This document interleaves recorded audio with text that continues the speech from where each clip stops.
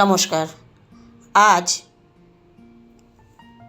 নমিতার কিছু অভিজ্ঞতার কথা বলবো। নমিতা প্রতিদিনের মতো ট্রেনে করে কাজে যেতেন। তিনি একটি প্রাইভেট কোম্পানিতে কাজ করতেন। প্রতিদিন দেখতেন তিনি ট্রেনে একজন মহিলা ছোট বাচ্চাকে নিয়ে ট্রেনে উঠে মাইক্রোফোন নিয়ে গান গাইতেন আর সবার কাছ থেকে হাত পেতে টাকা তুলতেন। নমিতার খুব খারাপ লাগতো। একদিন নমিতা বাচ্চাটির মাকে ডেকে বলে, আপনি লেখাপড়া জানেন? বাচ্চাটির মা বলে, হ্যাঁ জানি। বাচ্চাটি স্কুলে পড়ে? হ্যাঁ, ও স্কুলে পড়ে। কোন ক্লাসে পড়ে? মেয়েটির মা বলল, ও ক্লাস 8-এ পড়ে। তার মানে যথেষ্ট বড়।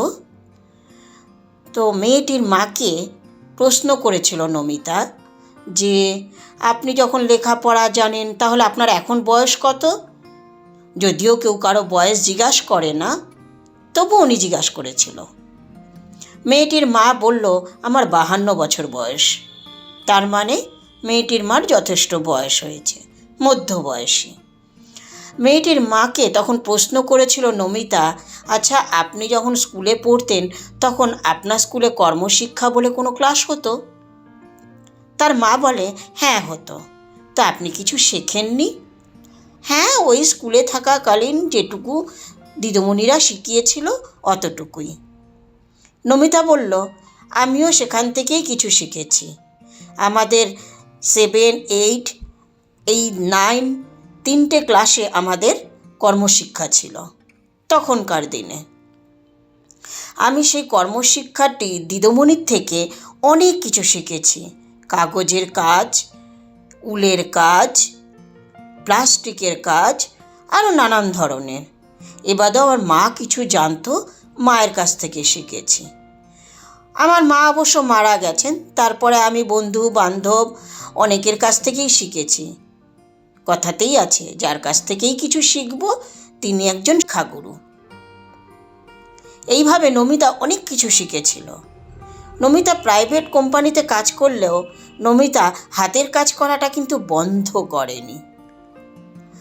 তখন মেয়েটির মাকে প্রশ্ন করল, এইভাবে ট্রেনে উঠে আপনি গান গেয়ে যে এক ধরনের ভিক্ষাই বলা চলে, এটা করছেন, তাহলে আপনি বাড়িতে বসে তো কিছু হাতের কাজ করতে পারেন। এতে মেয়েটাও সভ্যভাবে মানুষ হয়, আপনারও দিন কাটে। মেয়েটির মা বলে ওঠে, ওগুলো করলে সংসার চলে না।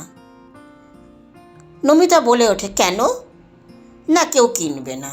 নমিতা বলে, আমি তো ভালোই করছি, আমার তো চলছে। আশেপাশে কি বন্ধু বান্ধব নেই? না, আছে, পরিচিত অনেক লোক আছে। তাহলে তাদেরকে বলুন সাহায্য করতে, নিশ্চয়ই সাহায্য করবে। বিপদে কেউ সাহায্য করবে না এই রকম হয় নাকি? নমিতার কথাগুলো মেয়েটির মার খারাপ লাগলো। মেয়েটির মা আস্তে করে সরে গেল। আশেপাশের প্রতিটি প্যাসেঞ্জার মানে যাত্রী যারা ট্রেনে বসেছিলেন তারা বললেন, আপনি কিন্তু কথাটা খারাপ বলেননি, কথাটা কিন্তু সত্যি। একটা 8-এ পড়া মেয়েকে নিয়ে মা যদি বারবার বাইরে ঘুরে বেড়ায়, এটা তো সব সময় ভালো দেখায় না। তাছাড়া উনি যখন জানেন হাতের কাজ করতে, তাহলে ঘরে বসে তো কিছু করতে পারেন, এইভাবে ভিক্ষে না করে। সবাই সহমত দাওয়াতে মেয়েটির মা ট্রেন থেকে নেমে চলে যায়।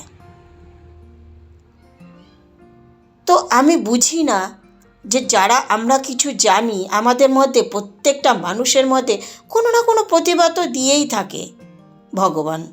আমরা কি চেষ্টা করলে পারি না সেই প্রতিভাগুলোকে জাগিয়ে তুলতে? আমাদের মায়েরা হয়তো লেখাপড়া কম জানে, কেউ জানতোই না, কিন্তু তাহলেও আমাদেরকে অনেক কিছু শিক্ষা কিন্তু তারা শিখিয়ে দিয়েছিলেন, যেন পথ চলতে কাজে লাগে। নমিতা সেগুলো সুন্দর করে কাজে লাগিয়েছিল। আর এমনকি নমিতার সাথে কারো দেখা হলে, তার সাথে বন্ধুত্ব হলে নমিতা সেই বুদ্ধিটাই সবাইকে দিত। তো আপনাদের যদি এই কথাগুলো ভালো লেগে থাকে তাহলে অবশ্যই একটি লাইক করবেন। কথাগুলো কেমন লাগলো?